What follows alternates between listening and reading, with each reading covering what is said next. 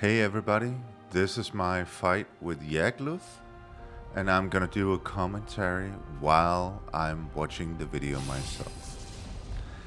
As you can see, I'm walking up to the boss point here, and I have already collected the statues needed to summon Yagluth.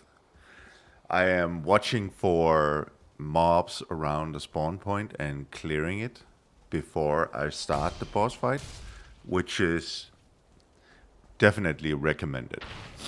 Again, as some of the other boss fights, Yagluth spawns at a point and he has a come online phase where you can hit him a lot. And this is what I do. I hit him again and again, and he, as you can see, he loses about 10% to 15% life. Yagluth has two attacks. If he lifts his right arm, he does this blue fire everywhere and an AoE attack, which sets you on fire, which also means that you definitely need a fire resistance barley wine for this place. As you can see, he lifts his left arm here, and meteors come down. The best place to be when he does this is behind a rock, behind Yagluth, so that the meteors come flying in from an angle where they will hit the pillar. And this will be shown many times during this fight. And he also does a fire breath that does fire, electricity damage, chop damage. And as you can see here, another fooling came in and I finished him off quickly. I will do this like 3 times in the fight in general, and I'm trying to get as much damage in on Yagluth while I still have my potion slot. And here he summons the meteors again, and as you can see, they hit the giant pillar, and it's one of the good ways to really deal with Yagluth. It's not you shouldn't use a bow against Yagluth because he's resistant to piercing damage, so it's kind of a waste of time to do that. He is neutral to slashing damage and spirit damage, which is why I use the silver sword against him, because it technically has the most damage. Even though the black sword has higher slashing damage, the silver sword has also a lot of spirit damage, which is helpful for Yagluth. As you can see, I'm burning away his health. That is the spirit damage. You can see setting him on sort of spirit fire.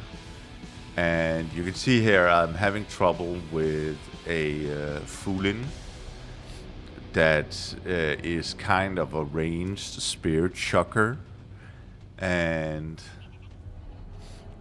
I am trying to take care of him before I go in on the boss again, but decide that I might as well just hit the boss a few times and go behind the pillar. And I take care of the fooling, which means Yagluth is alone again. And the blue fire stays for quite a long time, which is why you need to move Yagluth out of it, or you'll take continuous damage. And meteors also hurt a lot if you get hit by them.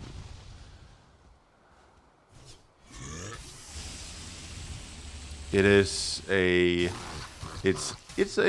pretty tough fight, but with a silver sword, it's pretty easy.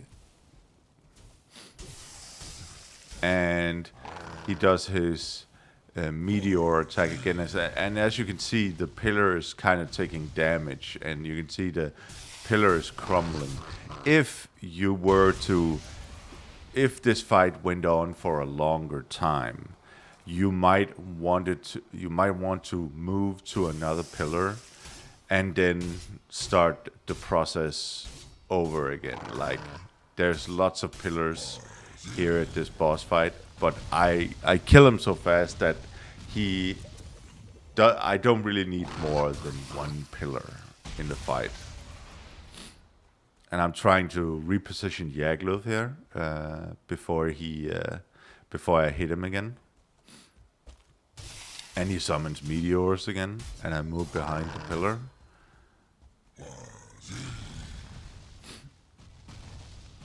And he does his AoE attack, which really isn't all that dangerous if you have fire meat on. It's a very, very small amount of damage. As you can see, I have quite a bit of life because I've cooked the best food items for the boss, which is actually something you should do.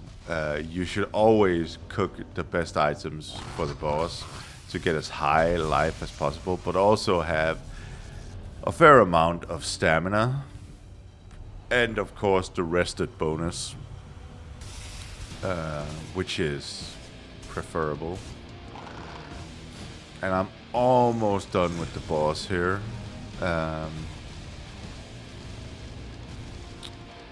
And that's how you deal with Yagluth.